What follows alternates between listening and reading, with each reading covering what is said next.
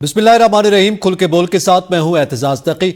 आज के प्रोग्राम में हम जिक्र करेंगे वज़ीर आज़म मियां शहबाज शरीफ ने अक़वाम मुत्तहिदा की जनरल असम्बली में खिताब किया है और उनके खिताब के हवाले से और जो उन्होंने मुख्तलिफ पहलुओं को मुकम्मल तौर पर पेश किया है, पाकिस्तान की जो आवाज़ है वो आलमी सतह पर क्या असर रखती है। इसके साथ हम जिक्र करेंगे कि इलेक्शन कमीशन ऑफ पाकिस्तान ने सुप्रीम कोर्ट के वज़ाहती आर्डर पर नज़रसानी की दरख्वास्त दायर कर दी है, तो इसके क्या नताइज सामने आ सकते हैं मुमकिन तौर पर। और फिर पाकिस्तान तहरीक इंसाफ और वकला ने अदलिया की हिमायत में आज सुप्रीम कोर्ट के बाहर भी एहतजाज किया है। ये एहतजाज कितना मौसर था। पैनलिस्ट में हमारे साथ मौजूद हैं सलमान अनीस, मोहम्मद इमरान, जुल्करनैन इकबाल और बतूल राजपूत। तबरेज़ औरा साहब भी हमारे साथ मौजूद हैं। जी, मैं सबसे पहले तो सलमान आपसे जानना चाहता हूँ, आज वज़ीर आज़म ने जिस तरह से जनरल असम्बली में गुफ्तगू की है और जो उन्होंने बात की, ओवरऑल आपने यकीनन सुनी, लेबनान की बात की, फ़लस्तीन के हवाले से बड़े उन्होंने जज्बाती अंदाज में जिक्र किया है। कितनी हद तक उनकी ये तकरीर जो है वो मुतासिर कुन थी और क्या कितने नंबर देंगे आप उनको? नंबर तो ना ही दें तो बेहतर है, क्योंकि ना दें, कंपैरिजन बड़ा अजीब सा दे दें, कुछ नंबर दे दें। कंपैरिजन बहुत अजीब सा ड्रॉ कर रहे हैं लोग, उसको कंपेयर कर रहे हैं इमरान खान साहब की तकरीर के साथ। देखें, they are to different personalities. मियाँ मोहम्मद शहबाज शरीफ साहब इज़ अ डिफरेंट पर्सन। उनके जो कम्युनिकेशन स्किल्स हैं वो बिल्कुल डिफरेंट हैं। गो के उनको मुख्तलिफ़ ज़बानें बोलने का बहुत ज़्यादा शौक़ है और वो बहुत परसू भी करते हैं अपने इस शौक़ को। मुख्तलिफ़ डिप्लोमेटिक सर्कल्स के अंदर जब वो मूव करते हैं तो उनकी ख्वाहिश होती है कि वो लोकल लोगों के साथ उनकी ज़बान में बात करें।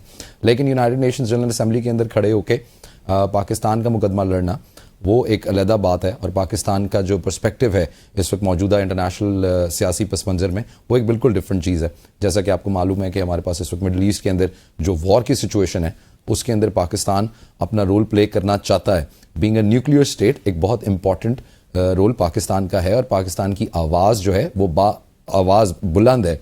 ऐसा नहीं है कि अगर कोई पाकिस्तान की तरफ से स्टेटमेंट जारी हो तो उसे दुनिया नज़रअंदाज कर दे, specifically because we are a nuclear state. तो ये तो रही एक चीज़। दूसरी चीज़ ये कि जो ये तकरीर थी इसका ज़ाहिर है इंटरनेशनल जो आपका सिनारियो है उसमें आप इसको देखेंगे कि वो किस तरह इम्पैक्ट करेगा। मुझे नहीं लगता कि हमारी तकरीर यूएन जनरल असम्बली के अंदर हो उसका कोई ग्लोबल इम्पैक्ट हो। इसराइल जो मज़ालिम कर रहा है और उनका जो एक टू नेशन जो उनका कॉन्सेप्ट है वो उसके ऊपर लगे हुए हैं, अमेरिका की उनको सपोर्ट है, एक वॉर सिचुएशन जो है पूरे के पूरे खत्ते के अंदर वो प्रिवेल कर रही है। रशिया इज़ अनदर वेरी की प्लेयर।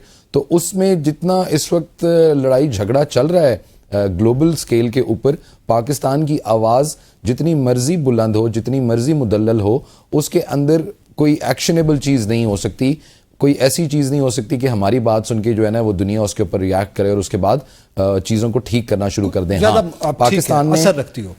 पाकिस्तान ने अपना पॉइंट ऑफ व्यू देना था वो उन्होंने आज दिया है, और वो बिल्कुल जो था एंटिसिपेटेड था, कोई उसके अंदर नई चीज़ नहीं है, कोई nothing new to add into that. हाँ, जो साइड लाइन के ऊपर उनकी मीटिंग्स चल रही हैं जिसके अंदर दोस्त ममालिक के सरबराहान से भी उनकी मुलाकात हुई, IMF का अभी रिसेंटली हाल ही के अंदर जो प्रोग्राम रीस्केड्यूल है उस हवाले से जो उनकी अदरवाइज जो एक्टिविटी है अमेरिका के अंदर वो बहुत ज़्यादा तवज्जो की हामिल है, और उसके फ्रूट्स हम ऑलरेडी देख रहे हैं। जैसे कि आपने देखा कि पाकिस्तान का IMF का जो बेल आउट पैकेज है वो भी बड़ा टाइमली अनाउंस किया गया। He is very happy, the prime minister thinks कि उन्होंने बहुत अच्छी अचीवमेंट कर ली है बहुत कम वक्त के अंदर, बहुत कम अरसे के अंदर, और उसका पाकिस्तान की इकॉनमी के ऊपर एक इम्पैक्ट होगा। तो जो उनका ओवरऑल विजिट है उसको तो हम मेरा ख्याल है 7-8 नंबर दे सकते हैं। आज की तकरीर के ऊपर मैं I don't want to comment on that. अच्छा, चलें इमरान साहब आप बताइएगा कि आज उन्होंने ये कहा कि हमने हुकूमत संभाली उसके बाद ज़ाहिर है मुल्क जो है वो मुआशी तरक्की की राह पर गामजन हुआ, महंगाई जो है उसकी शरह अब सिंगल डिजिट पे आ गई है।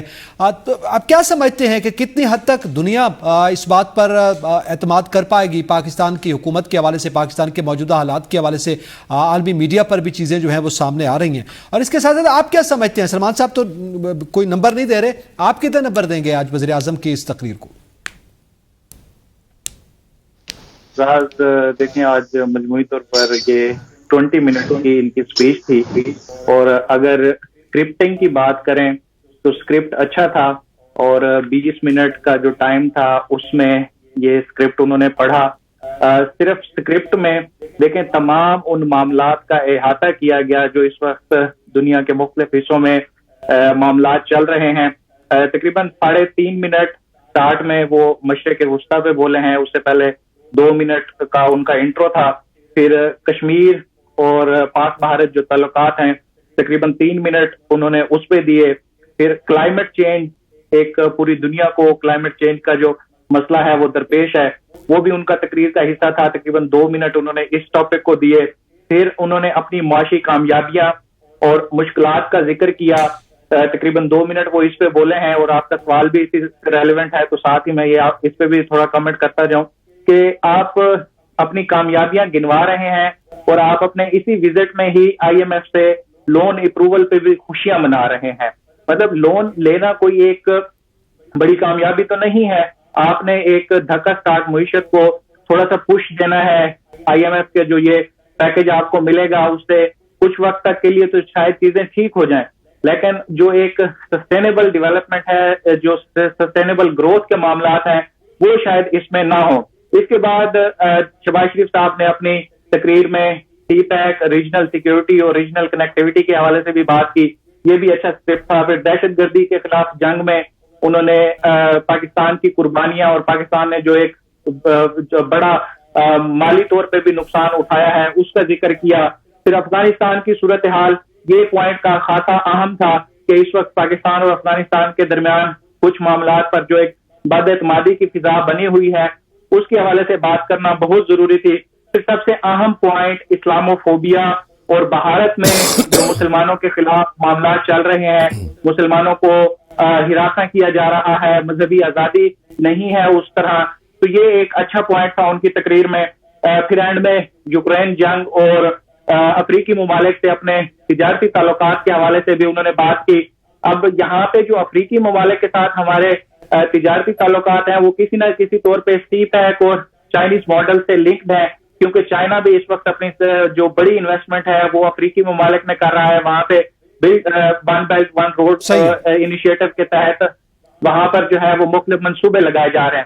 اگر اوور آل اسکرپٹنگ کی بات کریں تو اس میں نمبر دینا چاہوں گا, اچھے نمبر ہیں, لیکن پریزنٹیشن جیسے انیس نے کہا کہ پریزنٹیشن میں عمران خان سے ان کا تقابل بنتا نہیں ہے, تو اس لیے اس پہ رہنے ہی دیں کیونکہ چلیں آگے بڑھتے ہیں. میں بطور راجپوت صاحب آپ سے جاننا چاہوں گا, آج یقیناً آپ نے تقریر سنی اور ظاہر اقوام متحدہ کی جنرل اسمبلی میں تقریر جو ہے جہاں پہ عالمی رہنما موجود ہے بہت اہم ہوتی ہے.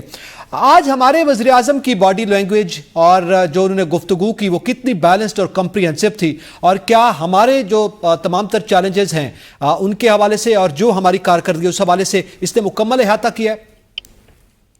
دیکھیں جو کچھ ایونٹس میں سالانہ تقریریں ہوتی ہیں, میں نے تو ایز اے جرنلسٹ کبھی انہیں اہمیت اس لیے نہیں دی کیونکہ ہمارا ملک ان ممالک میں نہیں آتا جن کے سربراہان اگر کوئی تقریر کرے تو ہیڈ لائنز بن جائے. سوری لیکن ہمیں ڈائجسٹ کرنا چاہیے.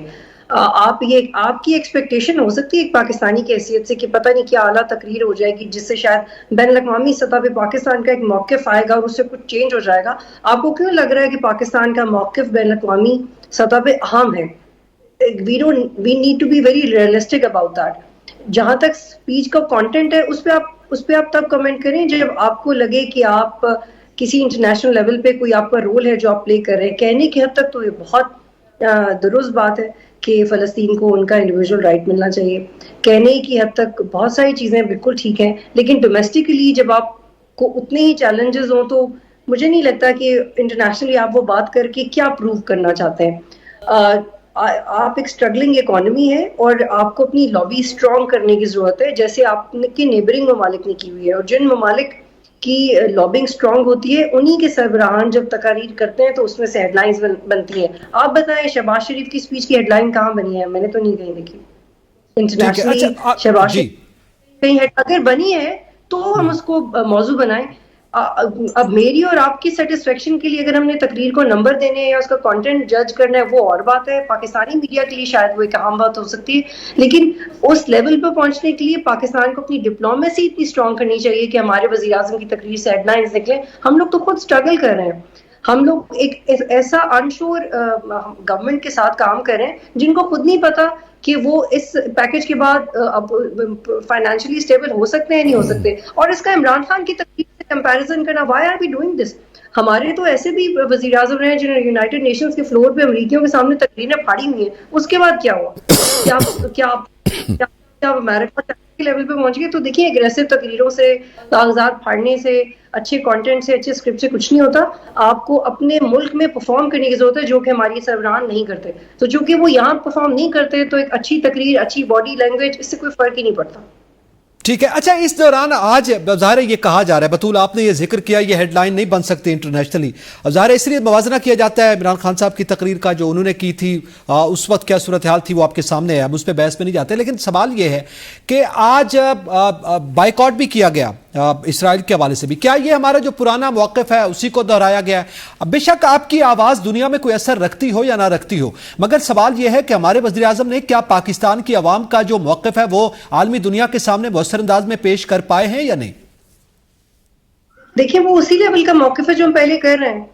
وہ پہلے بھی کر چکے ہیں. ہم میڈیا پہ بھی اسرائیل کے خلاف بات کرتے ہیں. میں نے سینکڑوں پروگرام کیے ہوئے ہیں اسرائیل کے خلاف. آئی ایم شیور آپ نے بھی کیے ہوں گے, میرے باقی کولیگز نے کیے ہوں گے. شہباز جو بات کی ہے وہ تو پوری پاکستان کی قوم کر رہی ہے, وہ ہماری اسٹیبلشمنٹ کرتی ہے, وہ آئی ایس پی کرتا ہے. تو شہباز شریف نے کچھ بھی ایسا خاص نہیں کیا جس کا میں انہیں کریڈٹ دوں گی. انہوں نے وہی کیا جو ہمارا ایک thought as a nation about Israel, جس میں ہماری دین کا کانٹیکسٹ ہے, ایک ہمارا مسلم بردرہڈ کا کانٹیکسٹ ہے اس میں, اور پھر ایک انسانیت کا کانٹیکسٹ ہے. تو اس میں میرا خیال ہے وہ انہوں نے دہرایا ہے جو پاکستان کا موقف آلریڈی رہا ہے, کچھ نیا تو نہیں کہا انہوں نے. بالکل ٹھیک ہے. اچھا, اب تبریز عورت صاحب, آپ کے نزدیک آپ کیا سمجھتے ہیں کہ ظاہر ہے یہ باتیں کہ کتنی حد تک وہ متاثر کن تقریر تھی یا کتنی حد تک وہ اثر انداز ہو سکتی ہے انٹرنیشنلی, یہ تو ہم سب جانتے ہیں. لیکن ظاہر ہمارے ملک کے وزیر اعظم نے جب وہاں گفتگو کی تو پاکستانی میڈیا میں تو کم سے کم ضرور ڈسکس ہوگی. سوال یہ ہے کہ یہ ہے ایونٹ, یہ نارملی ہر سال تقریریں ہوتی ہیں. کشمیر کا ہمارا بڑا پرانا مسئلہ ہے, آج بھی انہوں نے کشمیر کے حوالے سے ہر سال کی طرح اس دفعہ بھی اپنا موقف رکھ دیا. لیکن اس دوران جو ایک تھوڑی سی ڈفرینٹ چیز ہے وہ یہ ہے کہ پہلی دفعہ ایسا ہو رہا ہے کہ ہمارے وزیر اعظم میاں شہباز شریف کی تقریر اور سابق وزیر اعظم عمران خان صاحب کی تقریر کا موازنہ کیا جا رہا ہے. آپ اس حوالے سے کیا کمنٹ کریں گے؟ جی بہت شکریہ. پہلی بات تو یہ ہے کہ وزیر اعظم کے ساتھ وزیر خارجہ کو ساتھ ہونا چاہیے تھا. وزیر خارجہ چونکہ آپ کی سفارتکاری کو وہ دیکھتے ہیں اور پہلے بھی وہ دنیا کا وزٹ کر چکے ہیں, یہ ایک سوالیہ نشان ہے کہ وہ وزیر اعظم کے ساتھ کیوں نہیں تھے. ان کی جگہ وزیر دفاع اور ان کے ساتھ طارق فاطمی صاحب تھے. تو بقایا یہ جو تقریر وزیر اعظم صاحب نے کی ہے, اس تقریر کو کافی مشاورت کے بعد جو ہے وہاں پر کیا گیا ہے. آپ کو پتا ہے کہ اس تقریر کو لکھنے والے زیادہ امکان یہی ہے کہ فاطمی صاحب ہی ہو سکتے ہیں. اور وجہ یہ ہے کہ انہوں نے اس تقریر میں پاکستان کی جو موجودہ صورتحال ہے اس کو ملوز خاطر رکھا ہے. انہوں نے یہ دیکھا ہے کہ پاکستان کی عوام کن پوائنٹ پہ وزیر اعظم کی تقریر کو اپریشیٹ کریں گے. نو ڈاؤٹ کہ کشمیر والا ایشو بہت اہم ہے, اس کے ساتھ فلسطین والا ایشو بہت اہم ہے, اور خاص کر کے پاکستانی جو عوام ہے وہ جب کشمیر اور فلسطین کا معاملہ آتا ہے تو اس پہ وہ زیادہ سٹانس لیتے ہیں. کیونکہ جب سابق وزیر اعظم عمران خان نے تقریر کی تھی تو اس وقت ان کی سپیچ کو لے کر بہت زیادہ پذیرائی ہوئی تھی, نہ صرف پاکستان میں بلکہ جو مسلمان ممالک ہیں ان میں. تو اس سیناریو کو دیکھتے ہوئے شہباز شریف صاحب نے وہی تقریر کیا تاکہ جو پاکستان کی موجودہ سیاسی صورتحال ہے اس میں فائدہ اٹھانے کے لیے, لوگوں کی توجہ مبذول کرانے کے لیے, واہ واہ سمیٹنے کے لیے انہوں نے تقریر کی ہے. اگر یہ سیریس ہوتے, اگر یہ سفارتکاری کو لے کر سیریس ہوتے تو ان کو وزیر خارجہ اسحاق ڈار صاحب کو ساتھ رکھنا چاہیے تھا. کسی نے ان سے سوال نہیں کیا کہ وہ کہاں مصروف ہے اس ایونٹ پہ. یہاں پر وزیر اعظم کی سائیڈ لائن پہ ملاقاتیں ہو رہی ہیں, یہاں پر وہ دوسرے ممالک کے جو سربراہان ہیں ان کے ساتھ ملاقاتیں کر رہے ہیں. تو وزیر اعظم کی یا وزیر خارجہ کی جگہ کون وہ جگہ لیے بیٹھے ہیں؟ تو یہ وہ چیزیں ہیں, عوام کو اس جاتے وقت میں آپ نہیں ان کو دھوکہ دے سکتے, آپ ان کو ان کی آنکھیں نہیں بند کر سکتے. تو اس لیے آپ کا ہوم ورک ہونا چاہیے, یا تو پھر یہ ہے کہ آپ ان سے پورٹفولیو لے کر کسی اور کو دے دیں تو پھر دوسرے لوگ جو ہے وہاں پر مینج کرتے رہیں. آپ وہاں پر جو وزیر دفاع ہے ان کا کیا کام ہے؟ تو یہ ساری سچویشن سامنے ہے آپ لوگوں کے. تقریر انہوں نے اچھی کی ہے, پوائنٹ انہوں نے اچھے بیان کیے ہیں, لیکن آگے دیکھنا یہ ہے کہ اس پہ امپلیمنٹیشن کس نے کروانی ہے. وہ وزیر خارجہ وہ ہے ہی نہیں ہے. ٹھیک ہے. اچھا, اب اس میں سلمان آپ کے نزدیک آپ کیا کہتے ہیں, یہ جو سائیڈ لائنز ملاقاتیں ہیں وہ ظاہر اہمیت رکھتی ہیں ہمیشہ, ہمارے جب بھی وزیر اعظم سالانہ اجلاسوں میں جاتے ہیں, اس میں کیا اس دفعہ کی جو ملاقاتیں ہوئے, بنگلہ دیش کی قیادت سے بھی ملاقات ہوئی اور پھر بنگلہ دیش کے حالات بھی آپ کے سامنے, اسی طرح دیگر ممالک کے سربراہان سے اور جو عہدیداران ہیں ان سے ملاقاتیں ہو رہی ہیں, کیا لابینگ کا جیسے بھی بطول نے ذکر کیا, یا ہماری جو صورتحال ہے اس میں کس طرح سے پریکٹیکلی آگے بڑھنا چاہیے, آپ کیا دیکھ رہے ہیں کہ کیا ہم عالمی سطح پر اپنی لابنگ کرنے میں یا اس طرح کی سائیڈ لائنز ملاقاتوں سے کوئی اچھی کامیابی حاصل کر پائیں گے وزیر اعظم میاں شہباز شریف؟ جی بالکل ایسا ہی ہے. Government wants to capitalise on this opportunity in America as of right now, کیونکہ دیکھیں آپ کی دنیا کے تمام سربراہان وہاں پہ موجود ہیں, اور جو پاکستان کی اس وقت اکانومک کنڈیشن ہے اور جس اکانومک کرنچ سے ہم گزر رہے ہیں, اس کے اندر وزیر اعظم کی جو پہلی اولین ترجیح ہے, جس طرح انہوں نے ذکر بھی کیا ہے کئی دفعہ, کہ وہ اکانومی کو ریوائیو کرنا چاہتے ہیں. یہ جو IMF کا پروگرام تھا, it was one of the biggest hurdles, یا ایک چھوٹا سا ہمارے لیے ایک امتحان بنا ہوا تھا. اس کی وجہ یہ تھی کہ جو ہمارے دوست ممالک ہیں یا جو باقی ممالک آپ کے اندر انویسٹمنٹ کرنا چاہتے ہیں, ان کے لیے ایک بہت بڑا انڈیکیٹر ہوتا ہے IMF کا bail out package, because of IMF is trusting Pakistan, تو باقی جو آپ کے انویسٹرز ہیں ان کا بھی جو ٹرسٹ ہے وہ تھوڑا سا بحال ہوتا ہے. تو اس میں جو قابل ذکر بات ہے وہ یہ ہے کہ ہمارے جو گلف ممالک کے جو دوست ہیں, they were holding their investments, specifically waiting for IMF to respond. IMF نے رسپونڈ کیا ہے. اب ہماری انٹیسپیشن ہے کہ جو آپ کے دوست ممالک ہیں وہاں سے آپ کے پاس انویسٹمنٹس جو ہیں وہ آنا شروع ہوں گی, اور ایک اکانومک سائیکل جو ہے وہ سٹارٹ ہوگا. اسی کو آگے لے کے چلتے ہوئے یہ سائیڈ لائن کے اوپر جتنی میٹنگز ہو رہی ہیں, بنگلہ دیش کے جو اس وقت انچارج ہیں محمد یونس, انہوں نے وزیر اعظم کو بہت زیادہ یقین دہانی کرائی ہے کہ there is a lot of room for cooperation, اور ظاہر ہے وہ بھی بڑے ٹربیولنٹ پولیٹیکل کنڈیشنز کے اندر سے گزرے ہیں, اور پاکستان بھی ابھی تک پولیٹیکلی اتنا سٹیبل نہیں ہوا. تو ظاہر ہے ایک پرانی ہسٹری ہے پاکستان کی اور بنگلہ دیش کی, اور پھر بزنس کمیونٹی جس طرح آپ ابھی ذکر کر رہے ہیں, ظاہر ہے جو ایک پوری آپ کی بزنس کی اور اکانومک ایکٹیویٹی ہے وہ ایک دوسرے کو دیکھ کے شروع ہوتی ہے, یا ایک آپ جس طرح کہتے ہیں سنو بال ایفیکٹ جو ہے وہ اس سے تیزی پکڑتا ہے.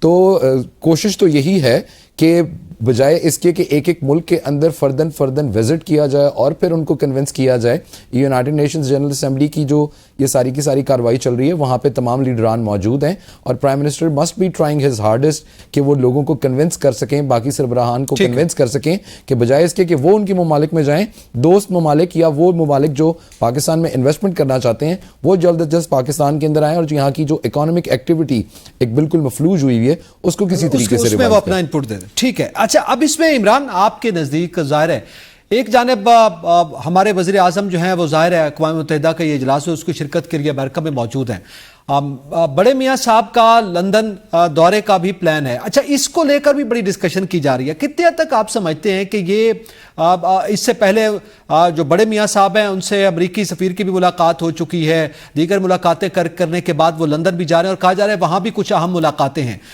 تو کیا صورتحال آپ دیکھ رہے ہیں اس صورت کہ بڑے میاں صاحب لندن جائیں گے اور چھوٹے میاں صاحب جو ہیں وہ امریکہ میں موجود ہیں؟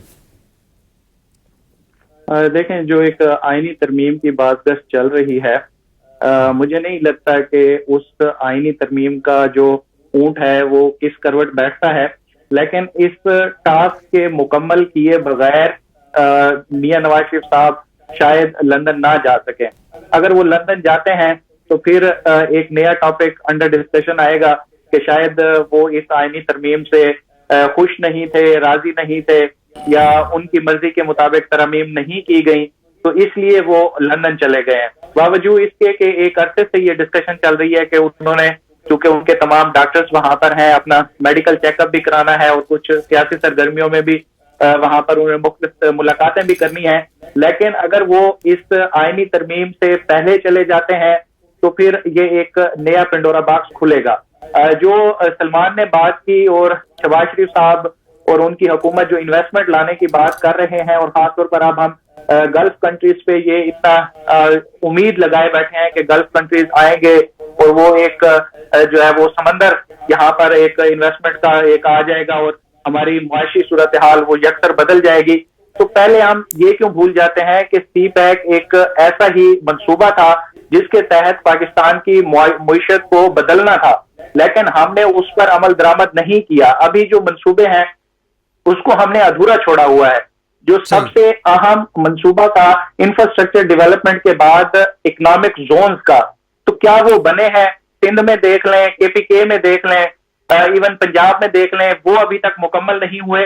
اگر اس کو لمیٹڈ جو گیون ٹائم تھا اس میں مکمل کر لیتے, اور جو ایک انڈسٹریلائزیشن کا شفٹ کرنا تھا, چائنا سے یہاں پہ انڈسٹری شفٹ کرنی تھی, اس کو کر لیتے تو ہزاروں لوگوں کو روزگار ملتا اور یہاں پر معیشت بھی پھلتی پھولتی اور ایک نئی راہوں کی طرف ہم چل پڑتے. ٹھیک ہے, تو وہ ہوا نہیں اس وجہ سے ان کا, کیونکہ زیادہ آپ سمجھتے ہیں کہ بیرونی سرمایہ کار شاید اس وجہ سے ریلیکٹنٹ ہے. اچھا, اس پہ مزید بھی بات کرتے ہیں, اور اس کے ساتھ ذکر پاکستان میں ظاہر ہے اس وقت جو ہے وہ عدلیہ کی حمایت, عدلیہ کے خلاف آئینی ترامیم, یہ ڈسکشن چل رہی ہے اور یہ ہماری سیاسی ڈسکشن کا حصہ ہے. تو اس میں الیکشن کمیشن آف پاکستان نے ایک مرتبہ پھر مخصوص نشستوں کے کیس کے بارے سے جو سپریم کورٹ کا وضاحتی آرڈر تھا اس پہ نظر ثانی کی درخواست دائر کی ہے. بات کریں گے بریک کے بعد, ساتھ رہیے گا. ویلکم بیک, آگے بڑھتے ہیں اور میں بطول آپ سے جاننا چاہتا ہوں, آج جو الیکشن کمیشن آف پاکستان کی جانب سے نظر ثانی کی درخواست آئی ہے, آپ کے علم میں ہے, آپ سمجھتی ہیں اس سے الیکشن کمیشن کیا حاصل کر پائے گا؟ دیکھیں, ہمارے ملک میں الیکشن کمیشن کی تاریخ یہ تو بہت واضح ہے کہ وہ ایک انفرادی طور پہ آزاد ادارہ نہیں ہے. آلدو ان کا آئین یہی کہتا ہے کہ وہ آزاد ہیں, لیکن جو ان کے اقدامات رہے اس سے وہ بہت واضح ہے کہ وہ آزاد نہیں ہے. لیکن یہ لگتا یہ کہ قانونی جنگ ہے, لیکن ہم اگر اس کو آبزرو کریں تو الیکشن کمیشن بہت انٹیلیجنٹلی پلے کر رہا ہے. جب پنجاب گورنمنٹ کا بھی ری رن کا الیکشن تھا تو میں پہلے بھی کئی دفعہ کوٹ کر چکی ہوں کہ اس وقت بھی کبھی بال گورنر کے کورٹ میں جاتی تھی, کبھی پریزیڈنٹ کے کورٹ میں کہ الیکشن کی ڈیٹ کس نے دینی ہے صوبائی اور قومی سطح پہ. اس وقت بھی الیکشن ایکٹ 2017 کا ایک آرٹیکل 57-58 ہوتا تھا جس میں بہت بحث ہوئی تھی, ابھی بھی خیر وہ ہے, اور اس کے تحت الیکشن کمیشن کا اپنا استحقاق ہوتا ہے کہ وہ کم سے کم کچھ ماہ تک الیکشن کو ڈیلے کر سکے, لیکن اس کے بعد وہ کروا سکتا ہے. لیکن ہم نے دیکھا تھا کہ الیکشن کمیشن نے نہیں کروایا. تو الیکشن کمیشن کے اپنے ہی اختیارات قانونی طور پہ اتنے مضبوط ہیں کہ اس کو کسی کا انتظار کرنے کی ضرورت نہیں. لیکن اس وقت بھی الیکشن کمیشن نے اپنے ہی ایکٹ کے تحت کچھ چیزوں کا امپلیمنٹ نہیں کیا تھا. اور ابھی بھی الیکشن کمیشن کی جب قانون سازی کی ہے تو اس سے پہلے بعد میں قانون سازی کی ہے, ایکٹ بن چکا تھا, تو اب ہم اس کشمکش میں ہیں کیسے فیصلے کو امپلیمنٹ کریں. آپ ہمیں سمجھائیں, کیا الیکشن کمیشن کو یہ نہیں پتا کہ پاکستان کے قانون کے مطابق اگر سپریم کورٹ سے ایک فیصلہ آ جاتا ہے تو پھر اس کے مزید کلازز موجود ہیں کہ اس کی امپلیمنٹیشن ضروری ہے. اور جو تفصیلی آرڈر تھا کورٹ کا 8/5 کا, اس میں یہ لکھا ہوا تھا کہ اس کو ریٹروسپیکٹ کی بحث میں ڈالنے کی ضرورت نہیں ہے, اس کو فوری طور پہ اس کا عمل درآمد ہونا چاہیے.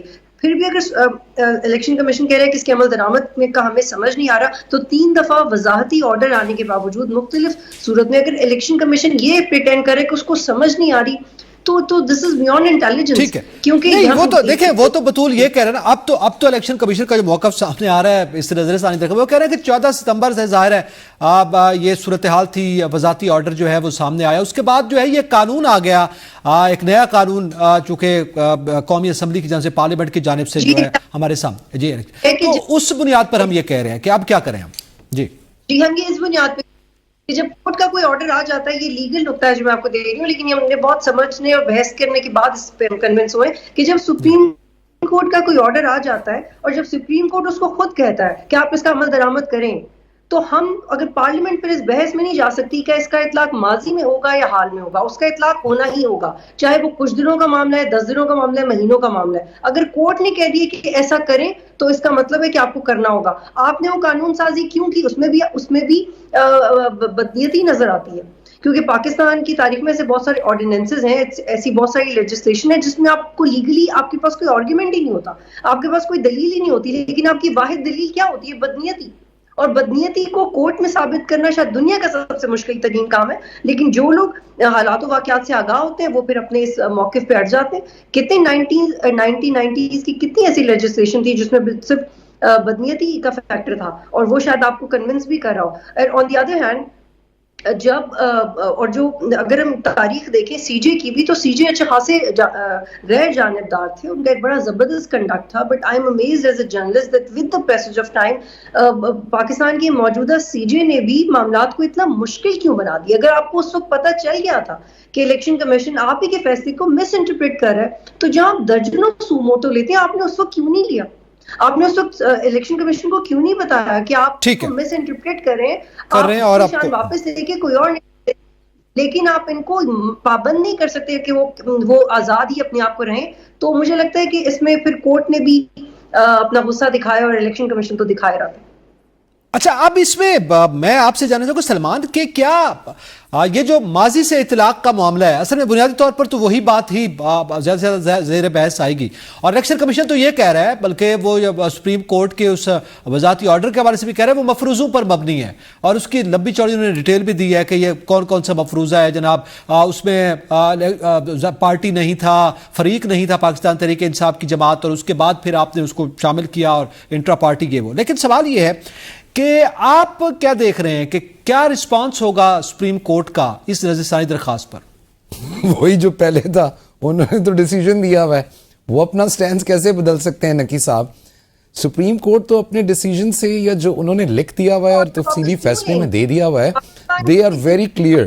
جی بطول کچھ انپٹ دینا. جی میں am sorry to cut you here my dear colleagues, میں صرف ایک جملہ ایڈ کرنا چاہ رہی تھی کہ وہ فل کورٹ کا آرڈر ہے. کم آن، 12-13 ججز نے بیٹھ کے دیے.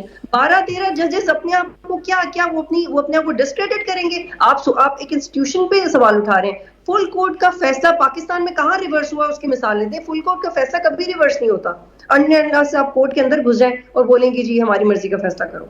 بالکل صحیح. جی سلمان. تو ٹیکنگ اٹ فارورڈ جو بات ہو رہی ہے، بالکل میڈم بالکل ٹھیک کہہ رہی ہیں کہ سپریم کورٹ نے جب ایک فیصلہ دے دیا ہوا ہے اور اس کے اندر ان کا کنسنسس ڈیولپ ہو گیا ہوا ہے، یا جو میجورٹی کے حساب سے تفصیلی فیصلہ بھی 14 ستمبر کو آ گیا ہوا ہے، اس میں انہوں نے ایک ایک بات اپنے تئیں اپنے حساب سے انہوں نے کلیریفائی کر دی ہے. آپ کو اگر یاد ہو جب 12 جولائی کو یہ فیصلہ آیا تھا تو اسی آپ کے اسٹوڈیو کے اندر میں نے مٹھائیاں تقسیم کی تھیں، آپ نے بھی کھائی تھیں، اور میں نے آپ سے صرف ایک سوال کیا تھا کہ مٹھائی کھائے وہ جس کو اس فیصلے کی سمجھ آئے. دیکھیں گورنمنٹ کا جو کلیم ہے وہ بہت سٹرونگ ہے نقی صاحب. وہ یہ کہتے ہیں کہ you are rewriting this constitution, اور آپ نے کو جو ہم نے کانسٹیٹیوشن بنا کے دیا ہے آپ نے اس کا اطلاق بالکل ہی غلط کیا ہے. دوسری چیز جو میڈم ابھی بات کر رہی تھیں وہ یہ ہے کہ کلیئرٹی ہے. بھائی سپریم کورٹ نے خود سکم چھوڑا، انہوں نے کہا کہ اگر آپ کو یا کسی بھی پارٹی کو فریقین کو کوئی مزید اس کے اندر ایکسپلینیشن چاہیے ہو تو they can come see us in the chambers and they can have that clarity. تو اب وہ الیکشن کمیشن آف پاکستان کو کلیئرٹی چاہیے، اب آپ دیں. اور اگر ان کو 10 دفعہ وہ تو دے دی نا. دیکھیں وضاحتی آرڈر میں تو وہ کلیئرٹی لینے آئے تھے، وہ تو انہوں نے دے دی، اس کورٹ نے سر دے دی. لیکن ابھی جو اسی کو چیلنج کیا ہوا ہے، اسی کو چیلنج، یہی بات چل رہی ہے نا کہ الیکشن کمیشن آف پاکستان تو کہتا ہے کہ آپ نے جو ہمیں لاز دیے ہوئے ہیں اور جن لاز کو ہم نے فالو کرنا ہے اس کے مطابق آپ کے ڈیسیجن کے اندر ہمیں معاملات ٹھیک نہیں لگتے. اسی وجہ سے وہ بار بار ریویو کے اندر جا رہے ہیں اور وہ بار بار کلیئرٹی اور بار بار وہ اس کنفیوژن کو دور کرنا چاہتے ہیں. تو دیکھیں یہ معاملہ 12 جولائی کو بھی آپ کو کہا تھا، 14 ستمبر کو بھی آپ کو بتایا تھا، یہ حل ہونے والا معاملہ نہیں ہے. یہ گیم اس لیے نہیں الجھائی گئی کہ اس کو سالو کر لیا جائے اور ملک کے اندر استحکام آ جائے اور چیزیں بالکل ٹھیک ہو جائیں. یہ رکھی ہی سکم اس لیے تھی اس قانون کے اندر کہ اس معاملے کو مزید تول دیا جا سکے. ابھی آپ 100% شور کہ اب نیا پنڈورا باکس جو کھلنے لگا ہے 30 ستمبر کو یہ 63A کے حوالے سے اب ایک نیا سرکس چلے گا. اب وہ ووٹ دے کے منحرف ہوں گے جو انیشل ڈیسیجن تھا سپریم کورٹ کا. اور اگر آپ کو یاد ہو تو حمزہ شہباز شریف کی گورنمنٹ کے اندر اس کی اپلیکیشن ہوئی تھی اور اس کی بالکل جو انٹرپریٹیشن ہے وہ چینج کر دی گئی تھی. تو دیکھیں جب تک آپ قانون کو اپنے مقاصد کے لیے استعمال کرتے رہیں گے، ایک جج اس کی انٹرپریٹیشن بالکل ڈیفرنٹ طریقے سے کرے گا اور ایک گورنمنٹ کو چرتا کرے گا، دوسرا نیا جج آئے گا وہ اس کی انٹرپریٹیشن دوسرے طریقے سے کرے گا اور اپنے من پسند پالیٹیشینز کو فیور کرے گا. تو یہ کہانی چلتی رہے گی بھائی. یہ سیاست جن لوگوں نے آپ کے لیڈران نے بہت سوچ سمجھ کے یہ سیاست اب پاکستان کے تمام مقتدرہ حلقوں کے اندر سرطان کی طرح، کینسر کی طرح پھیلا دی ہوئی ہے. پھیلا دی ہے. اچھا اب اس کے نتائج ہیں, پھر وہ پتہ نہیں کب تک ہم بھگتتے رہیں گے. لیکن تبریز زہرا, آپ کے نزدیک یہ جو ہمارا الیکشن کمیشن مخصوص نشستوں کا کیس, یہ جو ہے وہ تو الجھتا چلا جا رہا ہے, وہ اپنی جگہ پہ ہے. لیکن آپ کے یہ الیکشن کمیشن جو بار بار کورٹ میں جا کر نظر ثانی کی درخواست وضاحت کریں, کلیئر کریں, یہ مفروضوں پر مبنی ہے, کیا یہ واقعی قانونی معاملہ ہے, اس کو قانونی طور پر سمجھ نہیں آ رہی, یا اس کے پیچھے کوئی سیاسی محرکات؟ سر اس میں کوئی قانونی معاملہ نہیں ہے, سیاسی محرکات ہیں, اور پیچھے سے بیٹھ کے کوئی اور الیکشن کمیشن کی ڈوریں لا رہا ہے. وجہ یہ ہے کہ اب ایک بات تو مسلمہ ہے کہ جو پارلیمان ہے اس کو اختیار ہے قوانین بنانے کا, لیکن وہ قوانین ایسے ہونے چاہیے جس سے عوام الناس کو فائدہ ہو. یہاں کیا ہو رہا ہے, چیف صاحب کو فیسیلیٹیٹ کرنے کے لیے, الیکشن کمیشن کو فیسیلیٹیٹ کرنے کے لیے جو آپ آئین سازی کر رہے ہیں, تو وہ کیسے جسٹیفائی ہوگی؟ تو آپ سپریم کورٹ کو دیکھیں تو وہاں پر چیف صاحب کچھ اور کہہ رہے ہیں. پہلے تو یہ تھا کہ ادارے ایک پیج پر نہیں تھے, آپ سپریم کورٹ کے تمام ججز جو ہیں وہ ایک پیج پر نہیں ہیں, اور اس کے جو نتائج ہیں وہ گمبھیر ہوں گے. اور اگر پاکستان کی تاریخ کو اٹھا کر دیکھیں تو پہلی دفعہ الیکشن کمیشن نے جو متنازع کردار ادا کیا ہے اس کی نظیر نہیں ملتی. یہ ایک نئی تاریخ رقم کر رہے ہیں. پہلے تو یہ ہوتا تھا کہ الیکشن کمیشن جو ہے وہ صرف انتخابات کراتے تھے, سیاسی جماعتوں کے جو الیکشن ہوتے تھے ان کو دیکھتے تھے. تو اب تو الیکشن کمیشن کھل کے سپریم کورٹ کے سامنے آ گیا ہے, اور کبھی وہ کہتے ہیں جی اس کی وضاحت کریں, کبھی اس کی وضاحت کریں. تو یہ حالات جو ہے یہ نارمل نہیں ہے. یہ حالات صرف اور صرف اپنی مرضی کے مطابق قانون سازی کرنے کے لیے ہے, اور یہ اس کی راہ ہموار کرنے کے لیے ہے, تاکہ کسی طریقے سے کوئی ایسی ہمیں لائن مل جائے, کوئی ایسا ہمیں کلو مل جائے جس سے ہم 2/3 جو اکثریت ہے اس کو ثابت کر کے اپنی مرضی کے فیصلے لے سکے. لیکن میں یہ سمجھتا ہوں کہ یہ پاکستان کے لیے, پاکستان کے سیاسی و معاشی استحکام کے لیے کسی طور پر بھی درست نہیں ہے. اور عدلیہ کے ساتھ جب کبھی بھی محاذ آئی ہوئی ہے تو اس کو منہ کی کھانی پڑی ہے. اچھا عمران, اب ظاہر ہے یہ صرف ایک دفعہ نہیں, الیکشن کمیشن کا ہم ذکر کر رہے ہیں. الیکشن کمیشن اب ظاہر ہے میلافائڈ انٹینشنز ہیں یا نہیں ہیں, وہ اپنی جگہ پر ہیں, مگر پہلے جو 12 جولائی کا فیصلہ آیا اس پر کوئی رد عمل نہیں تھا, وہ وضاحت سمجھ نہیں آ رہا. اس کے بعد 14 ستمبر کا 70 صفحات پر جو ہے وضاحتی آرڈر دیا گیا, وہ بھی جو ہے واضح نہیں ہے, مفروضوں پر مبنی ہے کہا جا رہا ہے, وہ سمجھ نہیں آ رہا. خود الیکشن کمیشن نے مخصوص نشستوں پر کچھ 7 اجلاس کیے ہیں, وہ بھی کسی نتیجے پر نہیں پہنچے. تو اب کیا رد عمل ہوگا الیکشن کمیشن کا؟ اگر ظاہر ہے کورٹ تو یہ لگ رہا ہے کہ فل بینچ کا فیصلہ تھا, کورٹ تو وہ اس کو برقرار رکھے گی, اس کے بعد کیا رد عمل دیکھ رہے ہیں آپ؟ دیکھیں, الیکشن کمیشن نے, میں سمجھتا ہوں یہ جو ابھی درخواست دائر کی ہے سپریم کورٹ میں کہ وہ اپنے وضاحتی جو ایک آرڈر جاری کیا گیا تھا کہ اس پر بھی سپریم کورٹ نظر ثانی کرے, یہ الیکشن کمیشن کی طرف سے ایک فل ٹاسک دیا گیا ہے سپریم کورٹ کے خاص طور پر ان 8 ججز کو کہ انہیں فردر الیبوریٹ کرنے کا بھی موقع ملے گا.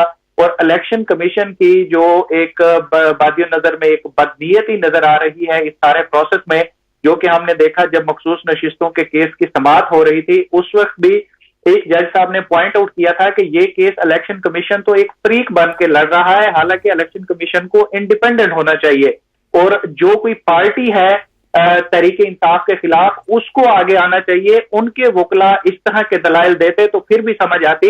الیکشن کمیشن اور تحریک انصاف یہ آمنے سامنے کھڑے, اور الیکشن کمیشن تحریک انصاف کے خلاف ایک پارٹی بنا ہوا ہے. اب دیکھیں جب سپریم کورٹ میں یہ وضاحت کا معاملہ جائے گا, جو کہ پہلے ہی آلریڈی اتنا واضح ہو چکا ہے کہ اس میں کوئی ابہام نہیں ہے.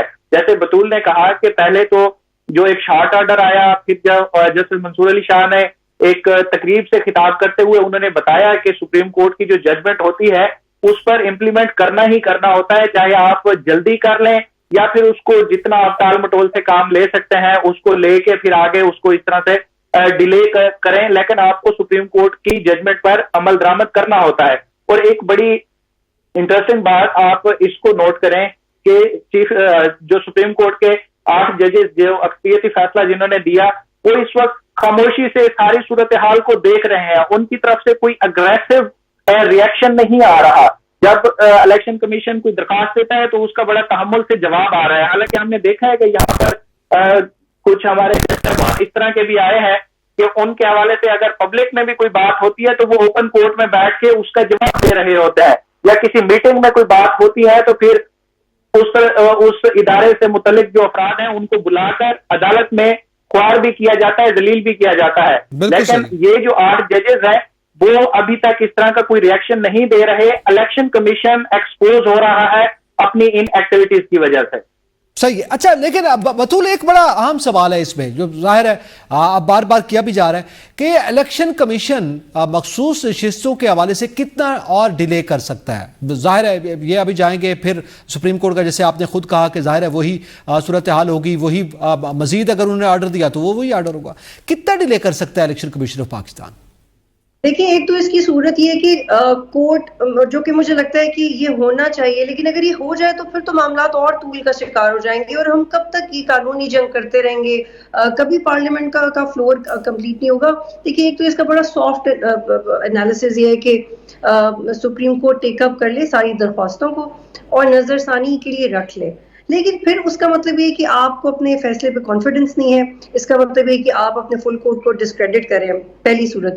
दूसरी बात ये कि जो 2 जजेस के खतूत आपस में एक्सचेंज हुए हैं, जस्टिस मंसूर के और सीजे के, उसमें जस्टिस मंसूर कह रहे हैं आपने जस्टिस मुनीब को क्यों हटाया, सीजे कह रहे हैं वो छुट्टियों पे चले जाते थे, काम नहीं करते थे। फिर जस्टिस मंसूर ने कहा कि आप बताएं आपने फलां को क्यों लगाया, तो और सीजे कह रहे हैं आप मुझसे पूछ ही नहीं सकते कि मैंने कब किसी को क्यों लगाया। Can you believe that? और एक पूरी तारीख है पाकिस्तान में खतूत लिखने की रिवायत किसने डाली? मौजूदा पाकिस्तान की चीफ जस्टिस काजी फायज ईसा साहब ने। वो खतूत लिखते थे फलां की नामजदगी क्यों की, फलां बेंच पे मुझे एतराज है, फलां बेंच पे मुझे क्यों नहीं बिठाया गया, ये जज मेरिट पे नहीं है, फलां को मरात नहीं मिलनी चाहिए, मुझे इस इख्तलाफी नोट से इख्तलाफ है या मुझे किसी जजमेंट से इख्तलाफ है। दर्जनों खतूत, लंबे लंबे खतूत काजी साहब, बंदयाल साहब को लिखा करते थे और बड़ा जमहूरी एक्ट समझते थे जब वो ये करते थे। लेकिन आज जब आप सीजे हैं और आपके कॉलीग्स आपको खतूत लिख रहे हैं तो आप कितने authoritarian, I am sorry I have to से दिस, ये हमें समझना पड़ेगा। और हम अपने जजेस पे रिस्पेक्ट से कमेंट कर सकते हैं, उस पे कंटेंट नहीं होता, ये भी हमें अपने आप को एजुकेट करने की जरूरत है। आपको अगर आपके किसी कॉलीग ने पूछा है कि आपने फलां चीज क्यों की है, तो आप अपने आप को आंसरेबल क्यों नहीं समझते? कोई आपको बेइज्जत तो नहीं कर रहा, कोई आपके लिए बुरे लफ्ज तो इस्तेमाल नहीं कर रहा। अगर वो पूछ रहे हैं कि आपने फलां जज को क्यों हटाया, तो आप ये क्यों कह रहे हैं कि आप मुझसे पूछ नहीं सकते लेकिन मैं आपको जवाब दे रहा हूं? जी जी, अब जाहिर है ये कंडक्ट है तो फिर सूरत हाल यही होगी कि ये डिले होगा ना, फिर इसका मतलब तो यही हमले, इसके बाद तो सूरत हाल जो बनेगी वो तरफ ही हम जाएंगे। लेकिन बहरहाल ये डिले क्या नताइज लाएगा इस पे भी हम बात करेंगे। और दूसरी जानिब जाहिर है जैसे हमने जिक्र किया कि हमारी पॉलिटिक्स जो है वो इन आइनी तरामीम और इन मुशगाफियों के दरमियान जो है उलझी हुई है। लेकिन स्ट्रीट पे भी कुछ एहतजाज जारी हैं, जलसे जुलूस हो रहे हैं। पाकिस्तान तहरीक इंसाफ आइंदा रोज़ एहतजाज करने जा रही है रावलपिंडी में, उन्होंने जलसे को एहतजाज में बदल दिया है। आज भी कुछ वकला ने जो है वो एहतजाज किया सुप्रीम कोर्ट के सामने। इसका जिक्र करेंगे एक ब्रेक के बाद, साथ रहिएगा। Welcome back. जरा आगे बढ़ते हैं और आपको बताएं कि पाकिस्तान तहरीक इंसाफ जो है वो आज अदलिया की हिमायत में सुप्रीम कोर्ट के बाहर एहतजाज कर रही थी। वकला जो हैं उनका भी एहतजाज था, हमने गुज़िश्ता रोज़ प्रोग्राम में भी इसका जिक्र किया है। और आज जो एहतजाज था सुप्रीम कोर्ट के बाहर वो कोई ज़्यादा मौसर नज़र नहीं आया, उसमें कुछ ज़्यादा लोग भी नहीं थे और ज़्यादा वकला की बड़ी तादाद ने भी शिरकत नहीं की। क्या समझते हैं सलमान अनीस, क्या वजह है? कोई कैंपेन में कमी थी या कोई पाकिस्तान तहरीक इंसाफ की सुस्ती है या वकला किसी मसलियत का शिकार हो गए? आज एक मौसर एहतजाज सामने नहीं आ पाया। जी, बड़े ताज्जुब की बात है और रियली सरप्राइजिंग, क्योंकि अगर आप पीटीआई का इस वक्त मौजूदा जो स्ट्रक्चर है उसको अगर आप देखें और इनके जो एमएनएस की तादाद है उसको आप देखें तो पीटीआई एसेंशियली इस वक्त वकीलों की पार्टी है। और खान साहब ने जब उनके ऊपर ये मुकदमात शुरू हुए और वो अभी जेल नहीं गए थे तो ये उन्होंने एज अ स्ट्रैटेजी किया था, क्योंकि आपको पता है उनको तो लोगों को इस्तेमाल करने का शौक भी बहुत ज़्यादा है और वो ये काम सवाब समझ के करते हैं। तो जब उन्हें अंदाज़ा हुआ खान साहब को कि अब उनके ऊपर मुकदमात बहुत ज़्यादा खुल गए, तो उन्होंने एज अ पॉलिसी तमाम वकीलों को अपने साथ टैग अलॉन्ग किया ताकि एक तो उनके मुकदमात के अंदर भी ज़रा मदद रहे और दूसरा ये कि ये एजुटेशन करने के अंदर, एहतजाज करने में भी ज़रा मौसर साबित हों। अब जो सिचुएशन है वो इसके बिल्कुल बरक्स है। जो नॉर्मल वकील हैं, प्रैक्टिसिंग वकील हैं, वो तो इसके अंदर क्या शरीक होते ना होते, जो इनके अपनी पार्टी के अंदर लोग हैं, वकलाएं, उन्होंने भी इस एहतजाज के अंदर आने की ज़हमत नहीं की। आज गालिबन मैंने एक शॉट के अंदर देखा राजा बिशारत साहब जो है वो काला कोट पहन के آ گئے تھے. تو جو وکیل آج آپ نے سامنے دیکھے ہیں وہ بھی وہ وکیل ہیں جن کا وکالت سے کوئی تعلق نہیں ہے, صرف بار کے ممبر ہیں یا ایسے گھومتے پھرتے میں اپنے آپ کو وکیل کہلاتے ہیں. تو وہ کالے کوٹ پہن کے آج آ گئے تھے. وکیلوں نے اس کے اندر بالکل کوئی کسی قسم کی کوئی شرکت نہیں کی, اور اس کی وجہ یہ ہے کہ لائرز ایٹ لارج یہ سمجھتے ہیں کہ خان صاحب کی بات مدلل نہیں ہے. خان صاحب آن دا کانٹریری بالکل بوکھلائے ہوئے ہیں. ان کے اپنے جو اٹیکس ہیں پاگل پنے کے وہ نہیں سمجھ میں آ رہا. رؤوف حسن ان کو وہ پارٹی سے فارغ کرنا چاہ رہے ہیں. شبلی فراز نظر نہیں آ رہے. عمر ایوب نظر نہیں آ رہے. شیر افضل مروت 14 دن کے لیے کووڈ کے کوارنٹین میں چلے گئے ہیں, جب پوری دنیا کا کوارنٹین 1 دن کے اوپر آ گیا ہے. تو دیکھیں نا, علی امین گنڈا پور پنجاب نہیں آ سکتے. اگر آپ کو یاد ہو تو یہ جو ان کا لاہور کے اندر جلسہ ہوا تھا ان کے اندر شرائط تھیں کہ علی امین گنڈا پور یا معافی مانگیں گے یا تقریر کریں گے. تو انہوں نے معافی نہیں مانگی تو انہوں نے تقریر بھی نہیں کی.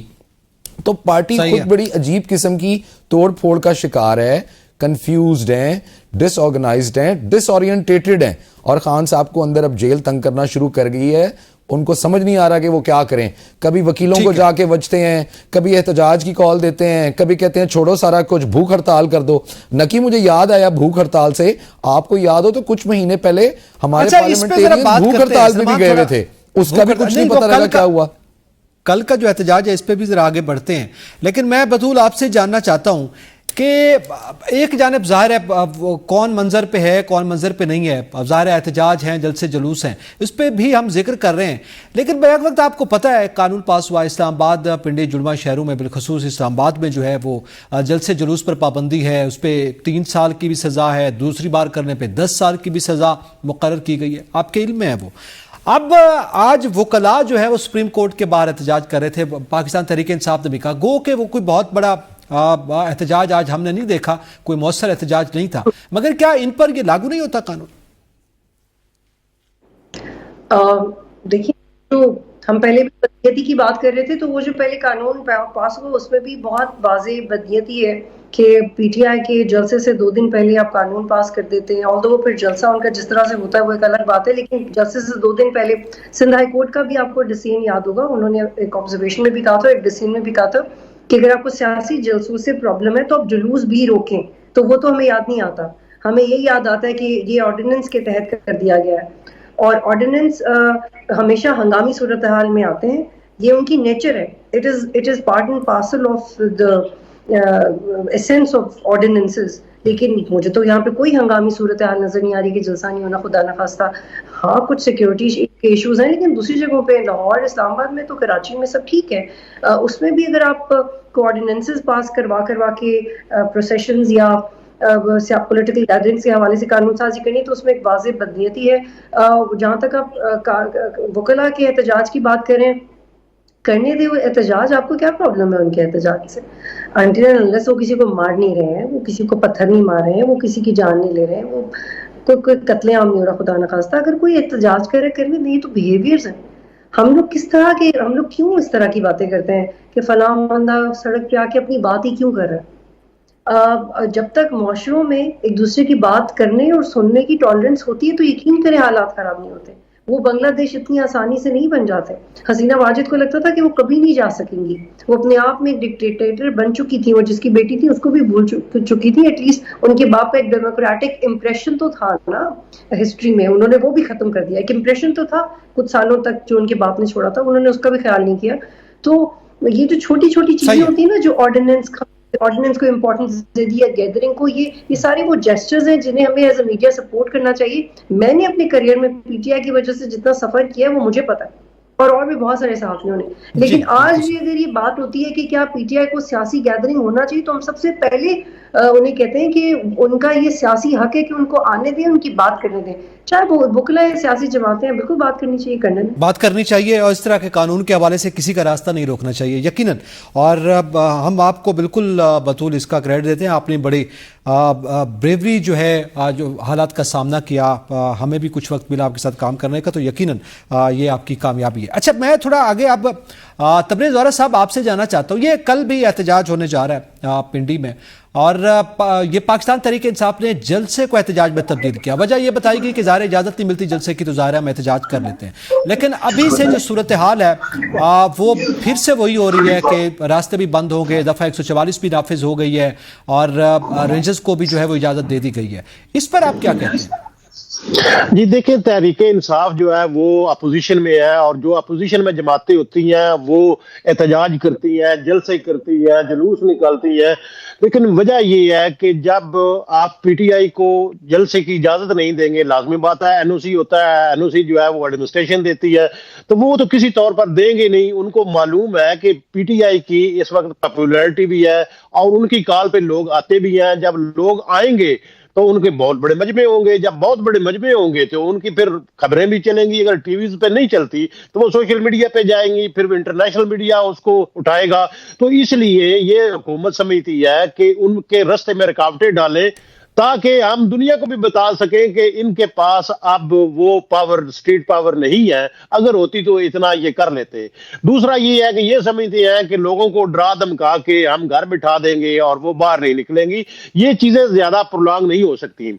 लेकिन यहाँ पर जो जरूरी बात है वो ये है कि अगर हुकूमत समझती है कि वकला की जो तहरीक है वो शुरू ना की जाए, क्योंकि जब वकला की तहरीक होगी, जब वकला निकलेंगे तो फिर इनके लिए मसाइल होंगे, और वो उस सूरत हो सकती है जिस सूरत में अगर ये जस्टिस मंसूर का नोटिफिकेशन बतौर चीफ जस्टिस नहीं करते, तो ये अगर बाल वकला को देंगे तो वकला उस एक पॉइंट पे तो यकजा हो कि वो एहतजाज भी करेंगे, तहरीक भी शुरू करेंगे। लेकिन अगर ये समझते हैं कि वो पीटीआई को सपोर्ट करेंगे, लेकिन मेरा ख्याल है कि पीटीआई को वो सपोर्ट नहीं करेंगे एहतजाज की सूरत में। अगर ये हुकूमत उनको लो बाल दे देती है तो फिर उस पर वो एहतजाज जरूर करेंगे, वो शामिल होंगे। ठीक है, वो अदलिया का जो उनका मामला है वो उसको लेकर आगे बढ़ेंगे। अच्छा, मैं इमरान, आप ज़ाहिर है जलसे के हवाले से, एहतजाज के हवाले से ये सारी डिटेल्स आपके पास भी मौजूद हैं कि क्या हुकूमत के इक़दाम कर रही है, लेकिन आज के एहतजाज वकला का या सुप्रीम कोर्ट के बाहर एहतजाज हमने जिक्र किया कि वो ज़्यादा कोई मौसर नहीं हुआ जो एक्सपेक्ट किया जा रहा था, उसकी जो भी वजूहात हों। क्या कल पाकिस्तान तहरीक इंसाफ बंदे निकालने में कामयाब हो पाएगी एहतजाज के हवाले से? देखें, एहतजाज की नोयत अलग होती है, रैली की नोयत अलग होती है, और जलसे की नोयत अलग होती है। यहाँ पर जो काबिल जिक्र बात यह है, वो हमें ये बात करनी चाहिए कि इस टफ सूरत हाल में भी तहरीक इंसाफ अपनी स्पेस बचाए हुए है और उसको एक्सपेंड करने की कोशिश भी कर रही है।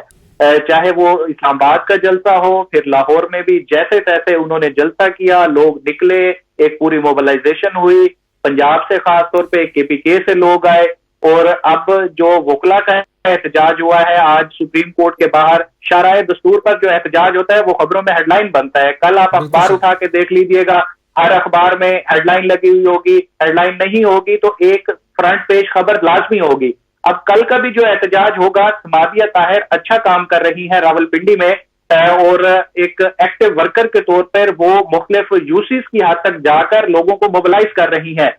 कोई बहुत बड़ी गैदरिंग हो ना हो, लेकिन ये इतनी होगी कि काबिल जिक्र तादाद जरूर होगी कल के एहतजाज में। तो कितने, ये स्ट्रेटजी कैसी है वैसे पाकिस्तान तहरीक इंसाफ की हिकमत अमली जलसे को तब्दील किया गया एहतजाज में? देखें, इमरान खान की जो इस वक्त स्ट्रेटजी है वो ये है कि आपने खबरों में रहना है, आपने अवाम को याद दहानी करानी है हर उस तरह से, हर उस एंगल से जहां पे आपको मौका मिले, जहां पे आपको स्पेस मिले। अब आप देखें, आज सलमान अकरम राजा ने जो बातें की, क्या वो अंडर डिस्कशन नहीं है? इसी तरह से कल जो पिंडी में क़यादत तकरीरें करेगी, या इस जो अभी जलसे इस एहतजाज से पहले रास्ते बंद किए जा रहे हैं, दफा 144 नाफिज कर दी गई है, रेंजर्स के हवाले से बात की जा रही है, तो ये खबर बन रही है किसकी वजह से? तहरीक इंसाफ की वजह से। अवाम में एक इंप्रेशन जा रहा है कि तहरीक इंसाफ पर जो एक दबाव है, तहरीक इंसाफ को क्रश करने की कोशिश की जा रही है, वो अवाम में तासुर इस तरह से जा रहा है कि तहरीक इंसाफ के साथ अवाम की हमदर्दियां बढ़ रही हैं। तो यही वो इमरान खान चाहते हैं, यही तहरीक इंसाफ चाहती है, और वो अपना मकसद नताइज हासिल कर रहे हैं। ठीक है, अच्छा, अब सलमान क्या वजह है कि ज़ाहिर है जैसे अभी आपने जिक्र किया, इनके बंदे ही मंजर से गायब है। वैसे सेनेटर शिबली फराज भी मंजर पे आए, रऊफ हसन भी हैं, वो आज भी उन्हें सेनेटर शिबली फराज ने भी गुफ्तगू की है, लेकिन उनके दीगर कायदीन ने भी। लेकिन बहरहाल अब कल का एहतजाज है, وہ جلسے سے احتجاج میں بدل دیا گیا اور جلسوں کے NOC کی ساری کہانی آپ کو بھی پتہ ہے. حکومت کیوں بار بار یہ دفعہ 144 نافذ کر دیا؟ آج رینجرز کے حوالے سے درخواست گئی، سیکیورٹی کے معاملات وہ کلیئر ہوئے، پھر اس کے علاوہ پکڑ دھکڑ اور پھر راستوں کی بندش بھی جو ہے وہ بھی دی گئی ہے. اب اس کے بدلے میں پاکستان تحریک انصاف ظاہر ہے وہ اپنی حکمت عملی بنا رہی ہے. حکومت کو کیا خوف ہوتا ہے؟ حکومت ایفرٹس کر رہی ہے کسی طریقے سے اکانومی کو سٹیبلائز کرنے کے لیے. جس آج اس پورے پروگرام کی جو ڈسکشن کا آغاز تھا، سر کیسے اکانومی سلمان راستے بند کر او بھائی 14-15 تاریخ کو آپ کا SCO کی سبمٹ ہونی ہے. اس سے پہلے آپ کے یہاں پہ جو باقی معاملات ہیں ان کو آپ نے دیکھنا ہے. آپ کے پرائم منسٹر بیٹھے ہوئے ہیں وہاں پہ یونائیٹڈ نیشنز جنرل اسمبلی کے اندر لوگوں کے ساتھ بزنس کے معاملات ٹھیک کرنے کے چکر کے اندر ہیں. تو آپ آئے دن اگر جلسے جلوس نکالتے رہیں گے اور اس کا حاصل رسول بھی کوئی نہیں ہے، یا تو کوئی آبجیکٹو اورینٹیڈ چیز ہو نا، کوئی مطالبات ہوں تو چلے سمجھ میں بھی آتی ہے کہ یار یہ ڈیمانڈز ہیں، بجلی کے بل کم کرو، مہنگائی کم کرو، ڈالر سٹیبلائز کرو، اکانومی ٹھیک کرو. ڈیمانڈز ان کی کوئی ہے نہیں سوائے اس کے لیے کہ مینو وزیر اعظم بناؤ اور مینو جیل تو باہر کڈو. تو اس ایک چیز کے لیے آپ کتنی دفعہ ریپیٹڈلی کریں گے؟ پولیٹیکل پارٹی کے طور کے اوپر بھی اگر آپ یہ بات دیکھیں نا، جو بات کریں کہ خان صاحب چاہتے ہیں کہ وہ اسکرین کے اوپر رہیں، ان کے جو لیڈران ہیں وہ اسکرین کے اوپر رہیں اور لوگوں کو یاد دہانی رہے کہ PTI بھی ایک پولیٹیکل پارٹی ہے. یہ اپنے آپ کو ایگزاسٹ کر رہے ہیں اس لیے کیونکہ اگر ان کو یہ لگ رہا ہے کہ اگلے مہینے 2 مہینے 4 مہینے 6 مہینے کے اندر گورنمنٹ چلی جائے گی اور ہم پریشر بنائیں گے تو یہ سارا کام ہو جائے گا، ایسا کچھ نہیں ہونا. Government is here to stay. میرا تو سوال یہ ہے سلمان صاحب، گورنمنٹ کو کیا خوف ہے اس صورتحال میں؟ وہ کر رہے ہیں احتجاج. بھائی روزمرہ لوگوں کی زندگی افیکٹ ہوتی ہے نا. نکی آپ احتجاج کرتے ہیں، سڑکیں بند کرتے ہیں، بچے اسکول نہیں جا سکتے، لوگ دفتر نہیں آ سکتے. آپ کس طرح کنٹرول کریں گے؟ ایک انٹرنیشنل میڈیا کے اوپر ایک بالکل ڈیفرنٹ میسج جاتا ہے. انہوں نے خود ہی لیاقت باغ کو تالے لگا دیے کہ ادھر نہ کریں، وہ پھر سڑکوں پہ تو خود لا رہے ہیں ان کو. ہاں جی، اور آپ کو پتہ ہے وہ کیا کیا ہے؟ احمد حسن رانجھا صاحب ہیں جی، جو DGPHA ہیں، جو اس وقت سارے parks and horti culture authority کو دیتے ہیں، انہوں نے ایکسکیوز یہ دی ہے کہ یہ لوگ بدتمیز ہیں، ان کا ریکارڈ ٹھیک نہیں ہے. یہ لوگ آئیں گے پارک کے اندر گملے توڑیں گے جن کے اوپر ہم نے بہت زیادہ انویسٹمنٹ کی اور بہت مشکل سے ہم نے یہ پارک بنایا ہے. تو دیکھیے بڑا زبردست ہے ویسے یہ سلمان صاحب، گملوں پہ بہت انویسٹمنٹ ہے. It's a great comment. بہرحال تمام پینلسٹ کا بہت شکریہ. اجازت دیجیے، اللہ حافظ.